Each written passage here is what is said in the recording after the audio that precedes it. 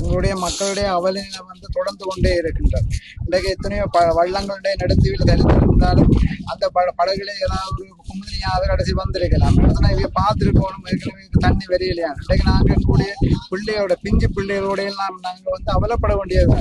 அரசியல் மாற்றங்கள் வந்தாலும் எங்களுடைய நிலைகள் இப்படித்தான் இருக்கின்றது. இது எந்த ஒரு இப்ப ஜனாதிபதியாக இருந்து உடனடியாக இதுக்கான தீர்வு தந்த எங்களுடைய மக்கள் வருகின்ற மக்கள் நேர காலங்களோட போறதுக்கு என்ன சொன்னா காரணங்களாக மக்கள் அவசாரியங்களை மேற்கொள்ள வேண்டிய சூழ்நிலையாக இருக்கின்றது.